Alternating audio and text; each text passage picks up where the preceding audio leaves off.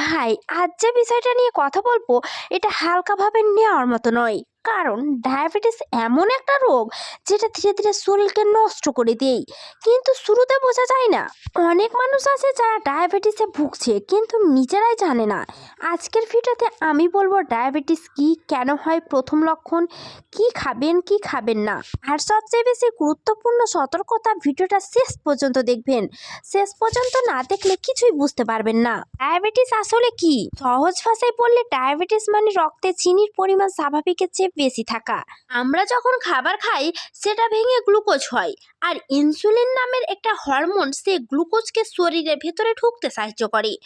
Diabetes হলে এই insulin ঠিকমতো কাজ করে না বা শরীরে ইনসুলিন তৈরি করতে পারে না, ফলে রক্তে সুগার জমে যায় এবং ধীরে ধীরে চোখ, কিডনি, নার্ভ, হার্ট সব ক্ষতি করে। ডায়াবেটিস কেন হয় আপনারা কি জানেন?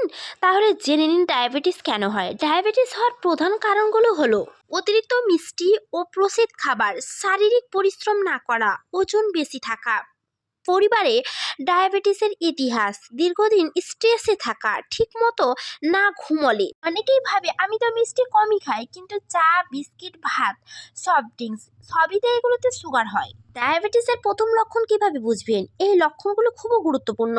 বারবার পিপাসা লাগা, ঘন ঘন প্রস্রাব হওয়া, সবসময় ক্লান্ত লাগা, হঠাৎ করে ওজন কমে যাওয়া, চোখে ঝাপসা দেখা, ক্ষত শুকাতে দেরি হওয়া। এই লক্ষণগুলো এক বা একাধিক থাকলে অবহেলা করবেন না।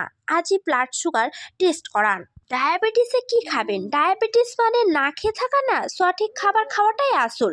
শাকসবজি, ডাল, অল্প পরিমাণে ভাত বা রুটি, টক ফল, পর্যাপ্ত পানি। খাবার হবে কমল তেল, তেল একদম কমই খাবেন, কম চিনি, কম প্রসেস। কিন্তু একটা জিনিস মাথায় রাখবেন বন্ধুরা, ডায়াবেটিসে কি কি খাবেন না: চিনি, মিষ্টি, সফট ড্রিঙ্কস, সাদা পাউরুটি, অতিরিক্ত ভাজা খাবার, রাত জেগে খাওয়া।